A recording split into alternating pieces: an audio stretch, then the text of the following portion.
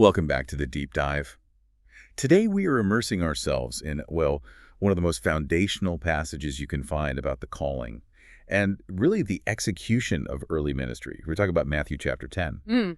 This is that moment where Jesus basically moves his followers beyond just listening, beyond observing, and kind of throws them into the deep end, right? It's straight into action. Absolutely. It's a major shift in Matthew's gospel. So our mission today, it's pretty clear. We're going to dissect this pivotal chapter. We'll be using detailed biblical references, digging into the commentary, really trying to understand that very first great commissioning of the 12 disciples. Right. And the central story here, the tension we're following, it's this contrast between the, frankly, unparalleled authority Jesus grants these men and the radical, sometimes terrifying costs that come along with using that power. It's a crucial chapter. This deep dive into Matthew 10, it's essential for understanding Christian ministry, really across all time. You know, it's the second major discourse in Matthew's gospel, and it acts as this critical bridge. A bridge from what to what? Well, think about the Sermon on the Mount, Matthew 5-7. That gave us the ethics, the internal nature of the kingdom, how we ought to live. Okay, the inner life. Exactly. Then you get to chapter 10, and it flips. It gives the command structure, the external mission, the sort of operational blueprint for the people carrying the message out into the world. So from being to doing. Precisely. And it's this powerful combination. On one hand, you have explicit power, real authority to heal, cast out demons. But on the other hand, you get this explicit warning about the deep-seated spiritual and even physical persecution that just inevitably follows true obedience. Power and peril side by side. Okay, let's unpack this commissioning then. Let's look first at the group Jesus actually gathered and the, astonishing power they received right from the start. This isn't just a pep talk he's giving them. No, not at all. It's an empowerment, a delegation of authority. Jesus doesn't just send them out with, a good idea or some positive thinking. He sends them with divine authorization. He instantly turns fishermen and, yes, tax collectors into spiritual power brokers. Matthew 10, verse 1 says this, "And after summoning his 12 disciples, he gave them authority over the unclean spirits to drive them out and to heal every sickness and every disease." What's fascinating there is just the sheer scope of that power and also the distinction Matthew draws. The authority given, it was absolute. It covered three huge areas that really reflected the brokenness of the world at the time. Which were? General disease, specific sicknesses, and then demonic influence, what the text calls unclean spirits. So this isn't, limited healing for just certain things. It's authority over both the spiritual and the physical problems that were manifestations of a fallen reality. And the scripture is careful, isn't it, to make a distinction. Commentary points out that, not all sickness is automatically presented as demon possession. Exactly right. Jesus is granting power over the full spectrum. It really demonstrates that the kingdom's arrival is meant to bring comprehensive restoration. That's a great way to put it, comprehensive. And the nature of this authority, it's fundamentally derived. It's not their own power. Right, it comes from Jesus. Yes. As we know from later in Matthew chapter 28, verses 18-20, Jesus states, "He has been given all authority in heaven and on earth."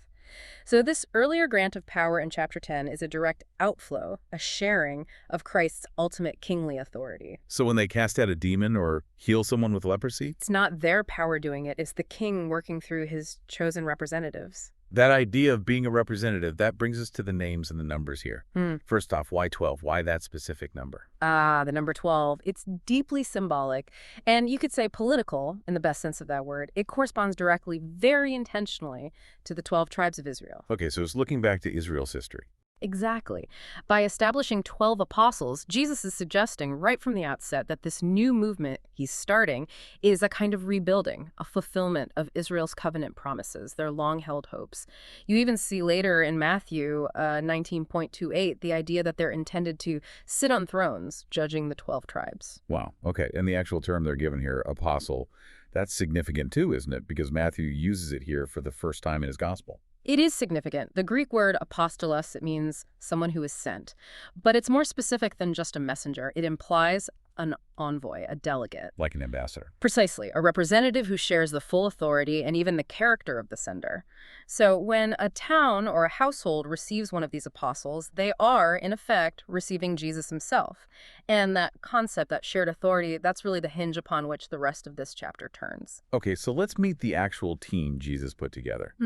Because the diversity here, and maybe even the inherent conflict within this group, it's just stunning when you stop and think about it. It really is. Matthew 10, verses 2 through 4, lay out the roster for us. Now, the names of the 12 apostles are these. First, Simon, the one called Peter, and Andrew his brother, and Jacob, James, the son of Zebedee, and John his brother, Philip and Bartholomew, Thomas and Matthew, the tax collector, Jacob, James, the son of Alphaeus, and Thaddeus, Simon the Cananaean, and Judas Iscariot, the one who also betrayed him. The list itself is structured deliberately. It starts with the natural leadership, you could say. Right. Simon, who's always listed first, sort of the first among equals, he's the one called Peter. The rock. Yes, his name, Cephas in Aramaic or Petros in Greek, means rock or stone, a native of Bethsaida, known for being, well, impulsive, but eventually becoming that pillar of strength. We should probably pause for a second on James and Jacob, too, because as commentary often points out, for those of us reading English translations, the name Jacob got famously replaced by James in the 1611 King James Version. That's right. It's a historical quirk of translation. And it wasn't just a translation choice, was it? Apparently, it was influenced by the reigning King James I of England. But the original authentic name would have been Jacob. Yes, the Hebrew Yaakov. That's the name for both James, the son of Zebedee, and James, the son of Alphaeus. It connects them back to the patriarch. Right, and James and John, the sons of Zebedee, they were part of that inner circle with Peter, weren't they? They were. But the path wasn't easy for them. James, specifically, as the text mentions, became the very first apostolic martyr. That's recorded later in Acts chapter 12, verse 2. So they saw the cost of this calling firsthand very early on. Then we get Matthew, the author of this very gospel we're reading. And it feels like an act of, well, profound humility that right here in this list, Matthew identifies himself as the tax collector. It really stands out. He highlights his past, his formerly despised occupation. Tax collectors back then, they often exploited their own people on behalf of Rome. They were basically lumped in with prostitutes and, notorious sinners. Which brings us to the really profound political and social tension right at the heart of this team Jesus assembled. Look who's next, or near the end. Simon the Cananaean. Okay, what does Cananaean mean here? Well, the label likely comes from the Aramaic word kanan, which means zealot or enthusiast. This points to someone who is intensely nationalistic, possibly even associated directly with the zealot movement. The zealots, their core mission was the violent overthrow of the Roman occupation, wasn't it? That's right. Intense hatred of Rome and anyone who collaborated. So hold on. We have a revolutionary nationalist, Simon the Zealot, sitting shoulder to shoulder on this team with Matthew, the public collaborator who profited directly from Rome's occupation. Yeah. I mean, wow, was there ever a greater illustration of just clashing worldviews being forced into unity for a higher purpose? It's a truly remarkable insight into the nature of this new movement Jesus is building.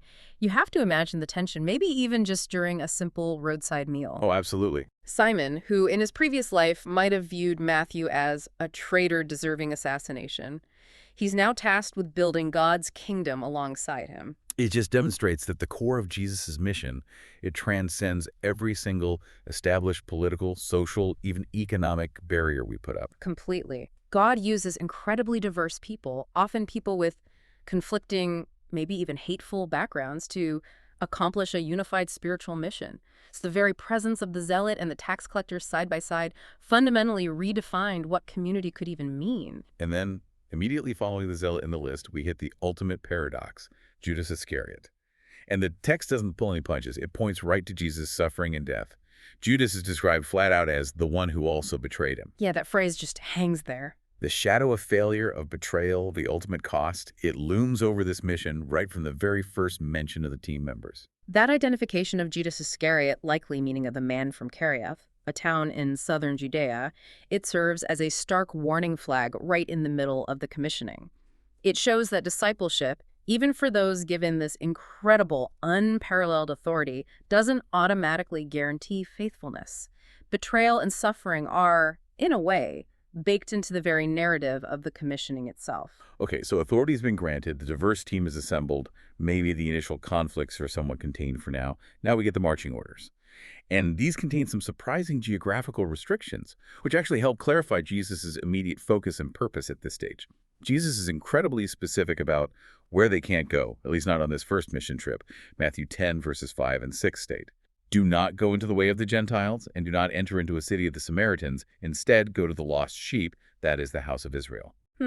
That initial restriction is highly significant, isn't it? It really emphasizes God's covenant faithfulness.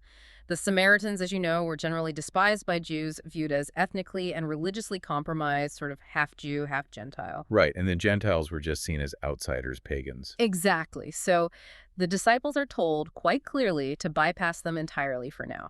So why this exclusion? Why such a narrow focus right at the start? Well, the thinking is that this decision underlines Jesus came preeminently to the Jews first. He's fulfilling the promises made specifically to Israel in the Old Testament. He's anchoring his messianic ministry right there in those covenant promises. But it's temporary, right? This isn't the final word. Oh, absolutely temporary. Matthew himself makes that clear later. When Jesus gives the Great Commission in chapter 28, verse 19, the instructions flip completely. Go and make disciples of all nations. So this chapter 10 mission, you can see it as an urgent, very targeted offer of the kingdom specifically to Israel, maybe before its leaders officially reject him. Okay. And what was this covenantal message they were supposed to carry to Israel? Verse 7 gives it to us. And as you go, preach, saying, the kingdom of heaven is near. That's the core message, isn't it? It sums up the entire gospel narrative up to this point. The kingdom isn't just, coming someday way off in the future. It has arrived.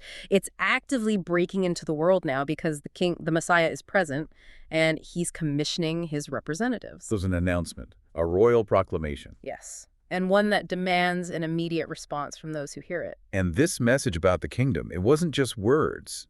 It was backed up by powerful demonstrations, actions that mirrored Jesus' own ministry. Look at Matthew 10, verse 8. Heal the sick, raise the dead, cleanse the lepers, drive out demons. Freely you have received, freely give. These aren't suggestions, are they? They're literal commands for action. And they serve as these concrete, unmistakable signs that the Messianic age, the age of restoration, has dawned. Things like raising the dead, cleansing lepers, casting out demons. Those were specifically associated with the arrival of the Messiah in Jewish expectation, weren't they? They absolutely were. They echoed prophecies of restoration. So the disciples are, in effect, acting as talking proof that the kingdom truly has arrived. They're authenticating the message with divine power. But that power, incredible as it is, comes with a really severe restriction attached right to the end of the verse. Freely you have received, freely give. Yes. This is such a fundamental, practical takeaway for any kind of ministry, isn't it? The spiritual power, the message itself, it's all a gift of grace. Not something earned or owned. Exactly. It's not a commodity to be traded or sold or leveraged for personal enrichment. The proclamation, the healing, the deliverance, all of it must be entirely free of charge. Any attempt to, turn the gospel into a profit center fundamentally violates this explicit command given right at the start of the very first mission. And this theme of, let's call it nonprofit ministry and total reliance, it extends right into the logistical instructions for their travel. Matthew 10, verses 9 and 10 say, do not acquire gold or silver or copper into your belts, neither a bag for your journey, or even 2 tunics or sandals or a staff, for the laborer is worthy of his support. They were told to travel utterly unencumbered. It demonstrates this unrestricted commitment to the mission itself. And notice the items forbidden. They aren't basic necessities, but extras. Right. Not no money, but don't acquire more. Not no clothes, but not an extra tunic. Precisely. Extra money carried in their belts, or a beggar's bag, which was often used for collecting alms, extra clothes, extra sandals, even an extra staff.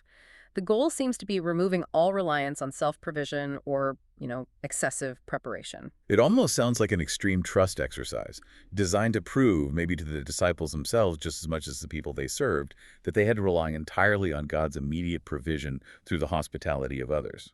I think that's exactly right. They aren't supposed to profit from the message, but their basic needs are intended to be met by those they minister to. That's the point of the assurance at the end. The laborer is worthy of his support. So it actually puts a kind of moral obligation on the people of Israel they visited. If someone brings you the message of the kingdom, you should support them. Yes, it establishes that expectation. But, commentary often flags what looks like a small contradiction with other gospels. Like in Mark's account, I think the disciples are allowed a staff and sandals. How do we reconcile that difference? Yes, that comes up a lot. The clarification is really crucial here. The core instruction seems to be about traveling unencumbered, meaning without accumulating extra items, not necessarily being without basic necessities entirely. So traveling light, not completely destitute? Exactly. Jesus seems to be forbidding the acquisition of extra wealth or resources specifically for the journey. The point is this radical dependence on God in the moment, not necessarily a radical lack of any preparation at all. So if they already owned a staff, maybe that was fine, but going out to acquire a second one or extra sandals, that would signal a reliance on material things rather than on God's provision through the people they met. So the instructions now shift a bit. They move from the mission itself, the message, the power, the logistics, to the practical conduct, the social etiquette, you might say. How do you actually approach a new city? And critically, what's the divinely sanctioned response when your message is refused? This is really where the disciples start learning the initial social cost of this calling. They needed a strategy, didn't they? One that demonstrated wisdom and, importantly, avoided the potential corruption of just seeking out the wealthiest or most comfortable patrons in town. Right. You don't just knock on the richest door. Yeah, exactly. So Matthew 10, verses 11 through 13 says, "And into whichever city or small town you enter, search out and inquire who in it is worthy, and stay there until you go out. And when you enter into the house, greet it.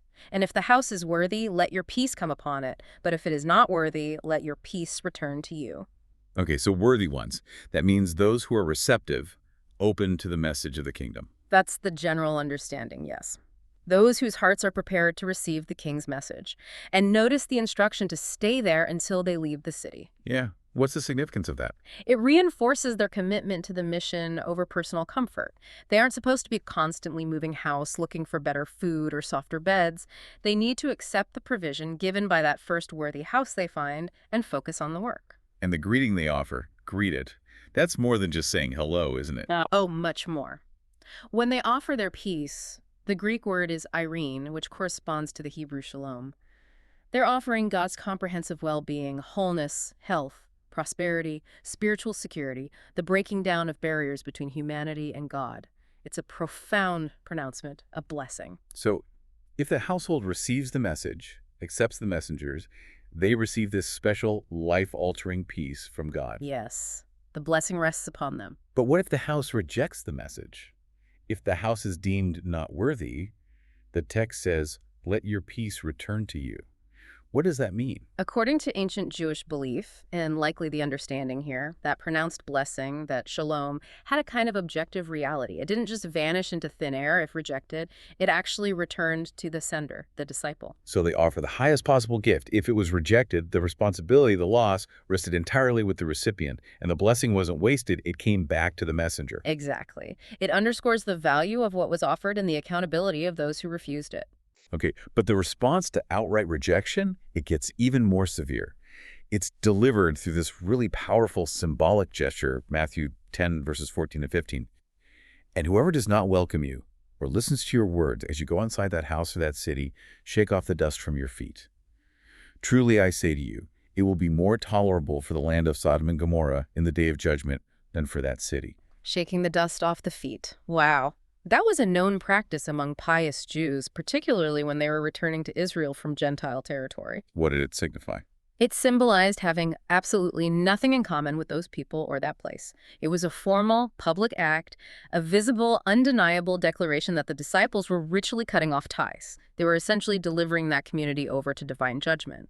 We see Paul and Barnabas do this exact thing later in Acts 13.51 when they're rejected in Antioch. Okay, that's a strong statement in itself.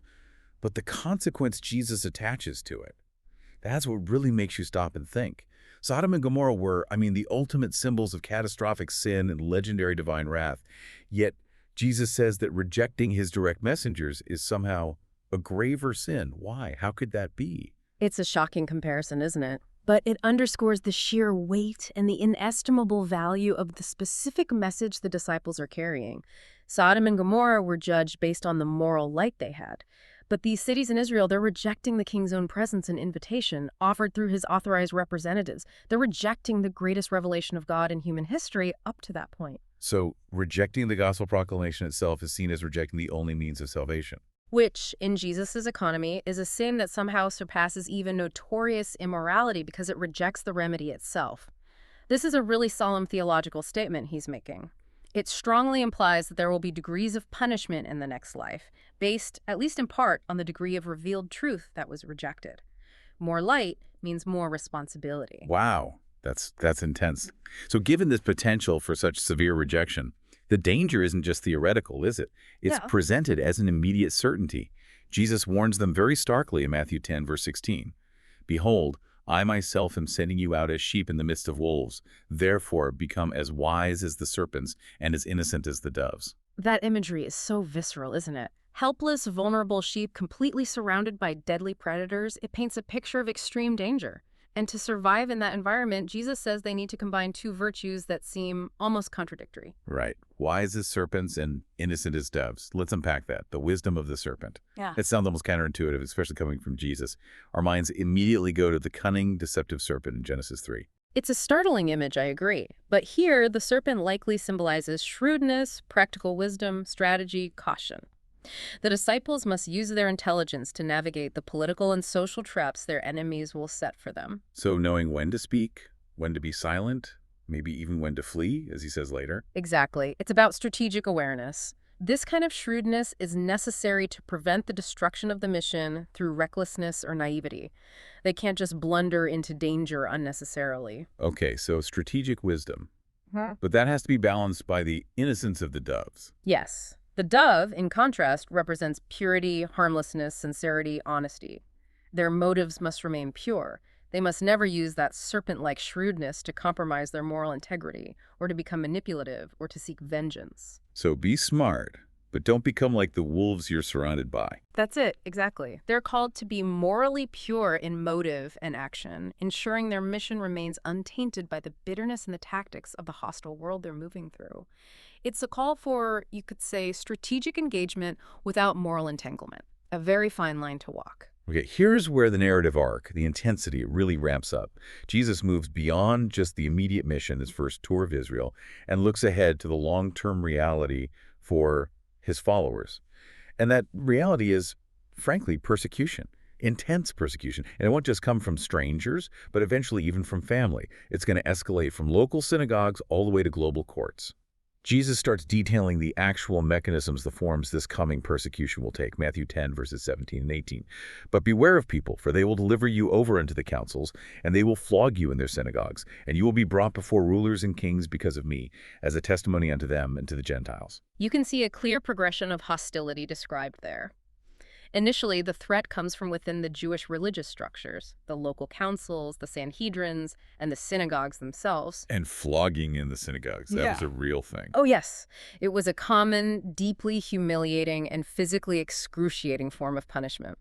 It was intended to enforce conformity and maintain religious discipline. So that's the first wave of opposition they should expect. But then it shifts, doesn't it? It moves outside of purely Jewish control. You will be brought before rulers and kings. Right. The persecution escalates to the political authorities, governors, tetrarchs, kings, maybe even Caesar eventually. And this, ironically, becomes the very mechanism by which the mission expands geographically beyond Israel. Well, think about it.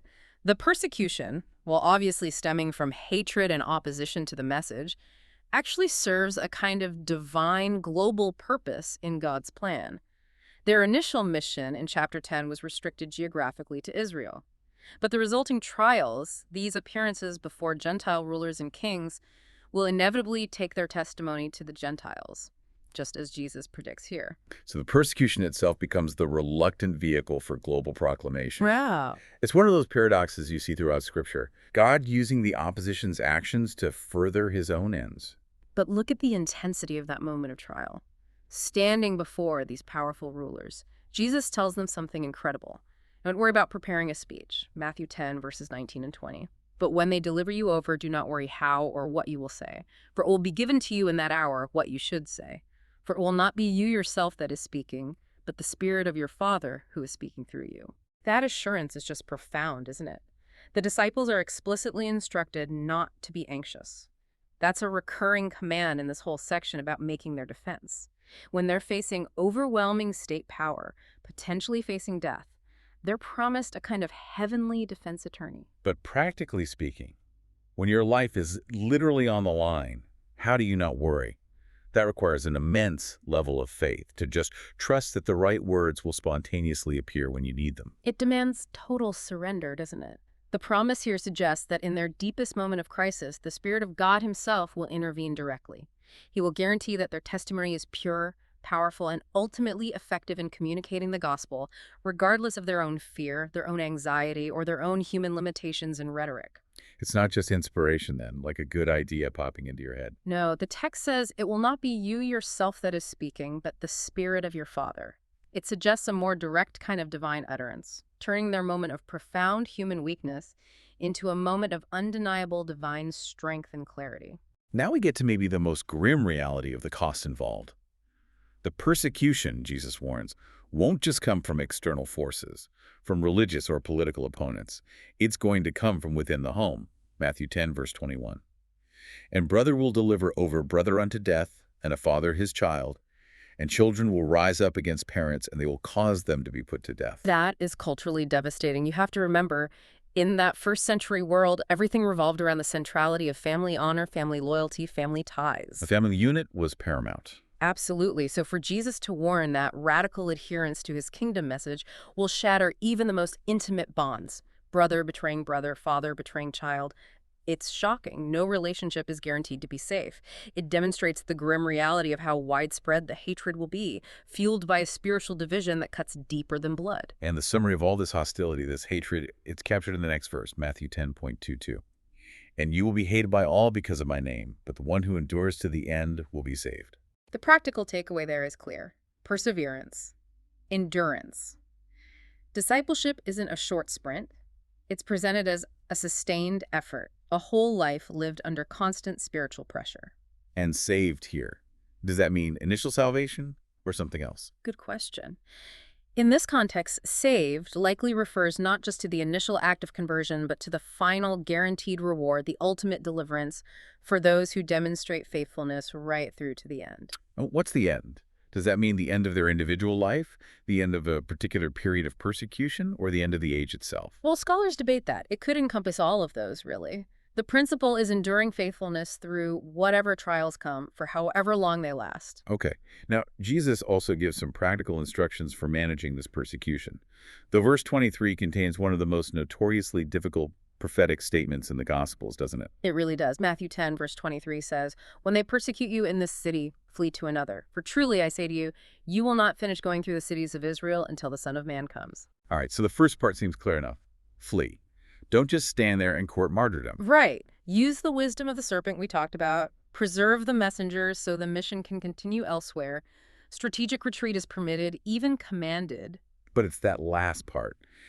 You will not finish going through the cities of Israel until the Son of Man comes. What on earth does that mean? That's the challenging bit. It is. The difficulty lies entirely in defining when or how the Son of Man comes in this specific context. There are, broadly speaking, three major interpretive traditions. Okay, what are they? Some argue it refers to the parousia, the final second coming of Christ at the end of history. If so, it would imply that the mission of evangelizing Israel, in some sense, would continue right up until the very end of time. Okay. What's another view? Others have linked it to the day of Pentecost, described in Acts 2. They see the coming of the Son of Man here as the arrival of the Holy Spirit in power, marking a new phase of the mission. The coming of the Spirit is the coming of the Son of Man's power. Yeah. Okay. However, a third view, and one that many commentators feel fits the immediate Jewish context of Matthew's gospel particularly well, especially given the focus on impending persecution and the later shifts in the narrative, is that Jesus is referring to his coming in judgment against the nation of Israel. Judgment, you mean? Specifically, a judgment realized historically in the catastrophic destruction of Jerusalem and its temple by the Romans in 70 AD. Wow. So the coming of the Son of Man here isn't his physical return, but his arrival and judgment upon that generation. That's the argument. It makes sense within Matthew's narrative structure, which culminates in prophecies about Jerusalem's destruction. That event symbolized, in many ways, the consequences of the leadership's rejection of the gospel, and it definitively marked the transition from a primarily Jewish-focused mission to a predominantly Gentile one. So under that view, Jesus is saying their localized mission to Israel's cities will be rapidly interrupted, cut short by these cataclysmic events, the destruction of Jerusalem, which would fulfill prophecy, validate their message, and effectively end that particular phase of exclusive outreach to Israel. Precisely. It suggests the urgency of their mission because time in that specific form was running out. It's a complex verse, no doubt, but that interpretation holds significant weight within Matthew's context. Okay. Then finally, in this section, they're told quite simply to expect the same treatment as their teacher. Matthew 10, verses 24 and 25. A disciple is not above the teacher, nor a slave above his master. It is enough for the disciple to become as his teacher. If they have called the head of the house Beelzebub, how much more his household members? This is really about accepting a shared destiny. If the master himself, Jesus, was misunderstood, rejected, slandered, even accused of being in league with Satan. Beelzebub. That's a reference to Satan or a chief demon, right? Yes, Beelzebub, or Beelzebul, likely means Lord of the House, or perhaps Lord of the Flies, a derogatory term for a high-ranking demonic power. If Jesus, the head of the household of faith, was labeled with such vile accusations, then the disciples, the members of his household, must certainly expect the same kind of hostility. So no illusions about an easy life or popularity. They inherit the opposition directed at Jesus. That's the realistic expectation he sets. It's enough for the disciples simply to share the fate of their master. So given all this danger, we're talking formal slogging, political trials, betrayal by your own family, intense public hatred, the natural human response is fear. But Jesus offers this ultimate perspective shift. He essentially commands them to redirect their fear away from temporary human power and towards eternal divine authority. The initial command is blunt and simple: do not fear them. Matthew 10, verses 26 and 27. Therefore, do not fear them, for there is nothing covered that will not be revealed, and nothing is hidden that will not be known. That which I say to you in the darkness, speak in the light, and that which you are hearing in your ear, preach upon the rooftops. Okay, that first part seems to be about the ultimate victory of truth, right? Nothing covered that will not be revealed. Whatever secret opposition they face now, it will all come out eventually. Exactly.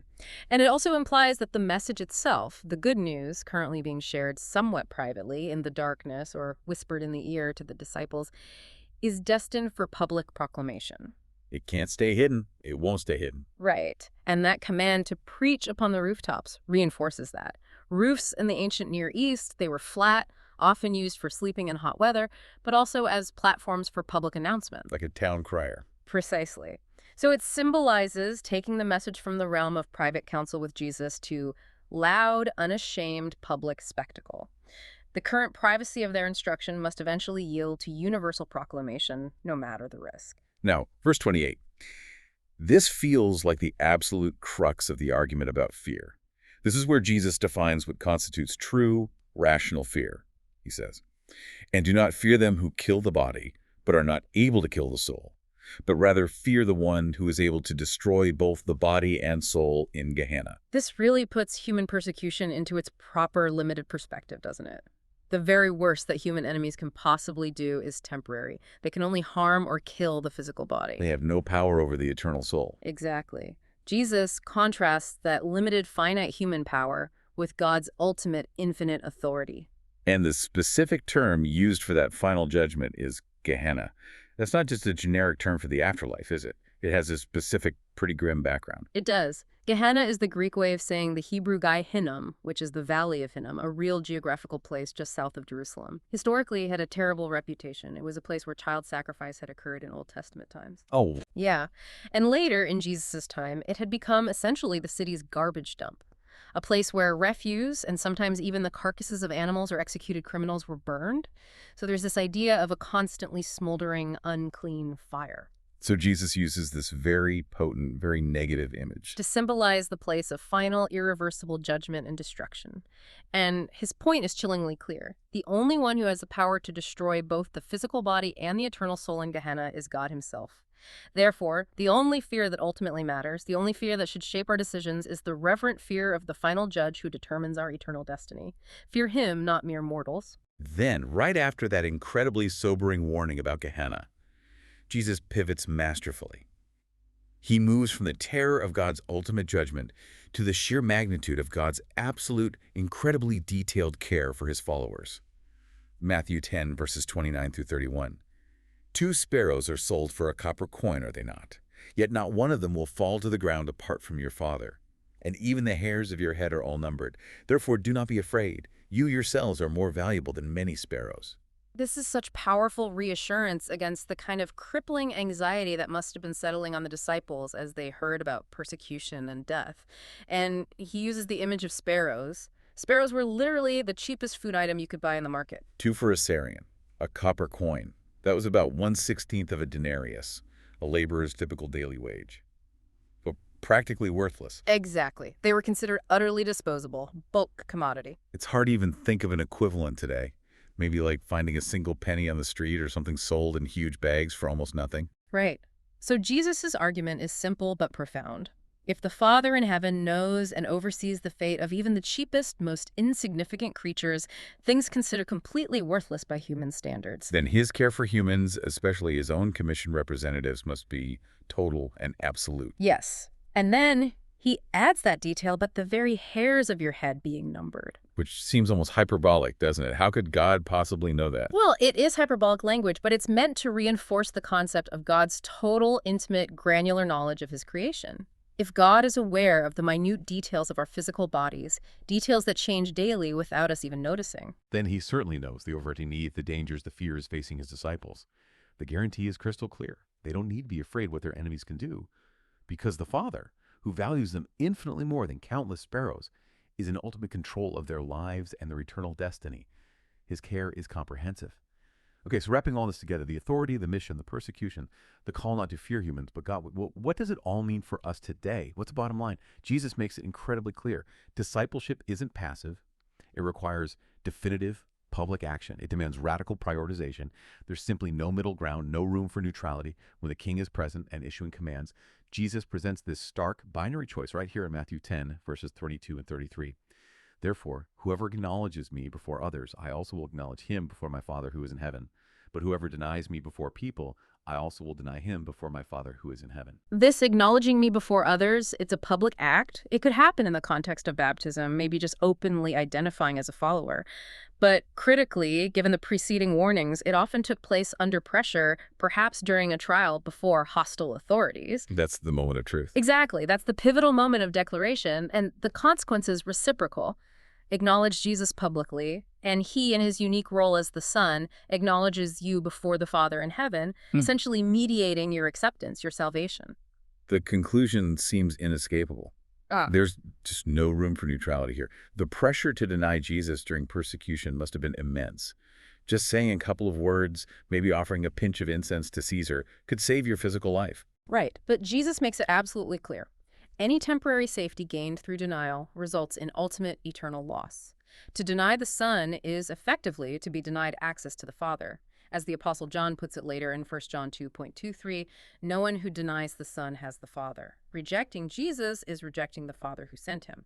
Now remember how we said the natural expectation when the Messiah arrived was peace. Universal shalom, the golden age dawning on earth. Jesus directly confronts and dismantles that expectation, at least for the interim period between his first coming and his second. Look at Matthew 10, verses 34 through 36. Do not ever imagine that I came to bring peace upon the earth. I did not come to bring peace, but a sword. For I came to set a man against his father, and a daughter against her mother, and a daughter-in-law against her mother-in-law. And a man's enemies will be members of his own household. Okay, that language is incredibly jarring. I did not come to bring peace, but a sword. It sounds so violent, almost contradicting the character of Jesus we see elsewhere, the Prince of Peace. Why use the metaphor of a sword? It's a powerful metaphor, isn't it? Jesus seems to be clarifying that the sword represents the sharp, unavoidable division that the gospel message itself creates when it enters the world. This division is the inevitable effect of his proclamation, even if the ultimate purpose of his ministry is reconciliation with God. So the message itself forces a decision. Yes, it forces a choice that is so fundamental, so countercultural, that it slices right through even the most important human relationships, the very structure of ancient family life and society. You have to think, for someone converting to follow Jesus in the first century, especially from a Jewish or pagan background, making that choice often meant risking complete ostracization, being cut off from your entire economic and social support system, your family. Absolutely. The loyalty Jesus demands is presented as being so radical that it must supersede even the natural God-ordained law of family cohesion. So the social cost of accepting the kingdom could be utterly existential. The conversion of just one member could literally turn their entire household into their enemies, just as Jesus predicts. It confirms that following him requires this radical shift in your primary allegiance. And his demand for radical loyalty, for primary allegiance, it's formalized in the very next verse, verse 37. The one who loves his father or mother more than me is not worthy of me, and the one who loves his son or daughter more than me is not worthy of me. Jesus is demanding first priority in our affections and loyalties. Now, when we see the parallel account over in Luke chapter 14, verse 26, Jesus uses even stronger language. He says, you must hate your father and mother, etc. Which sounds even more extreme. It does, but most commentators understand that Semitic use of hate in that context as meaning love less by comparison. The point isn't literal hatred, but that even the most revered, most honored family relationships must take second place. They must be secondary to your loyalty and love for Christ himself. That's the ultimate test of whether someone is worthy of him, worthy of participating in his kingdom mission. And this extreme devotion, this willingness to put him first, is then symbolized by probably the most demanding image Jesus uses anywhere. Matthew 10, verse 38. And whoever does not take up his cross and follow after me is not worthy of me. That is arguably one of the most powerful, most demanding metaphors in the entire New Testament. You have to remember, when Jesus first said this, crucifixion wasn't just a symbol of inconvenience. It was a real, known, brutal public ritual of execution employed by the Romans, designed for maximum humiliation and deterrence. So taking up your cross Meant publicly identifying with a condemned criminal on his way to execution. It signified absolute obedience to the point of death. A literal readiness for complete self-denial, possibly losing everything, including your life. Jesus wasn't talking about just bearing minor burdens or inconveniences here. He was saying that true discipleship means being willing to walk a path that could lead to the highest possible personal cost, marking you as completely devoted, willing to suffer and die for his sake. Wow. And then the paradox of this radical discipleship, the final equation, is summarized in verse 39. The one who finds his life will lose it, and the one who loses his life for my sake will find it. It's the ultimate cost-benefit analysis, presented as a paradox. If you try to find your life in the worldly sense, meaning you live a self-centered life, desperately trying to preserve your comfort, your status, your physical safety, maybe even denying Jesus to achieve that. You'll ultimately lose it. You'll lose the true eternal life promised in the kingdom. Exactly. But conversely, the one who is willing to lose their life for Jesus' sake, meaning they give up that self-centered existence, they prioritize the kingdom above all else, they're willing to suffer loss, even death. That person will find true, abundant, everlasting life. They gain the reward in the age to come. It's a call to exchange the temporary for the eternal. And then the chapter concludes. After all the warnings about cost and persecution, Jesus turns the focus slightly. He moves from the suffering the disciples will face to the powerful assurance of reward for those who support the mission. It shows there's a kind of reciprocity operating in the kingdom. First, Jesus establishes this perfect divine chain of representation, ensuring that any actions related to the mission, positive or negative, are ultimately linked back to God the Father himself. Matthew 10, verse 40. He who receives you receives me, and he who receives me receives him who sent me. So welcoming the messenger, accepting their message. It's not just being nice to a traveler. It's fundamentally equivalent to welcoming Jesus himself. Yes, and taking it a step further, receiving Jesus is, in turn, receiving God the Father who commissioned him. This really elevates the status of the disciple, doesn't it? It makes even a simple act of hospitality towards them a direct act of worship and engagement with God himself. Okay, so if receiving the messenger is receiving Jesus, what specific promise is given to those who actually provide that support, that hospitality, to these commissioned but often vulnerable messengers?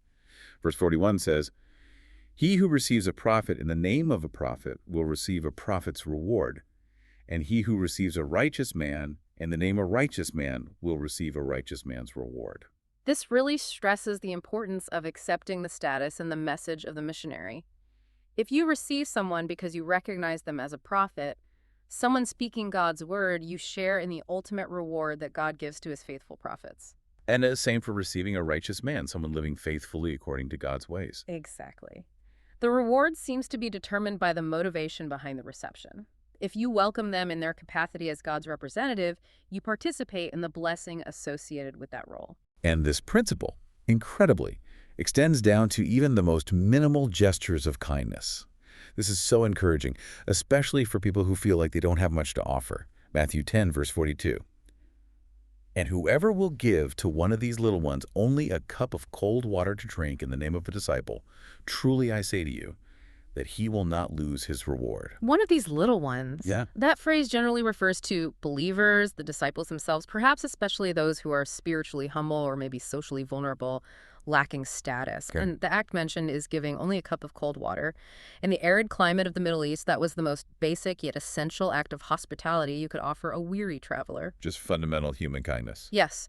But Jesus says if even that simple act is done specifically because that person is a disciple in the name of a disciple, recognizing their connection to him, then that small act guarantees a reward from God. It's definitive.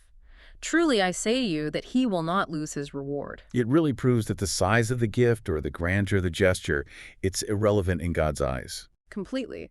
What matters is the motivation. Is it done out of recognition and support for the king and his kingdom mission? If yes, even the smallest act carries eternal weight and reward. #tag outro. Wow.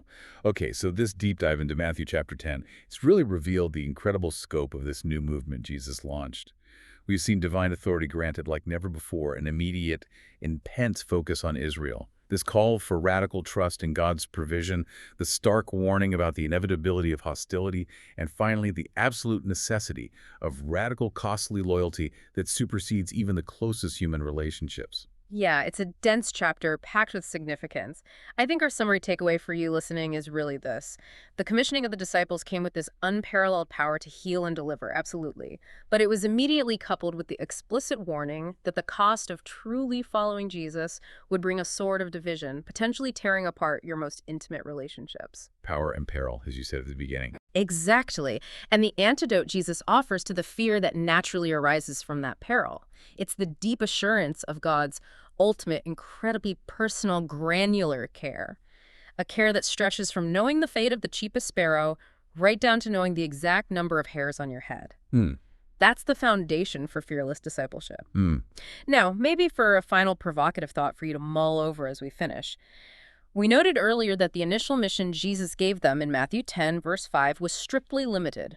Do not go, Gentile Samaritans, go only to the lost sheep of Israel. Right. Very specific boundaries. But then, just a few verses later, in verse 18, Jesus immediately forewarned them that the persecution resulting from that very mission would eventually bring them before Gentile rulers and kings, providing a testimony to the Gentiles. Ah, that's interesting. The restriction and the expansion right next to each other. Yeah, exactly. So how should we reconcile that inherent tension between the temporary, very local focus of the initial command and the clearly foreseen global, inevitable destiny of the message, even mentioned within the same discourse? What does that tension suggest about how God's ultimate plan was perhaps never truly limited by those initial human boundaries or commands, but was always intended to be propelled outward, maybe even using the very forces of opposition that were trying to stop it? Something to think about. Definitely something to think about.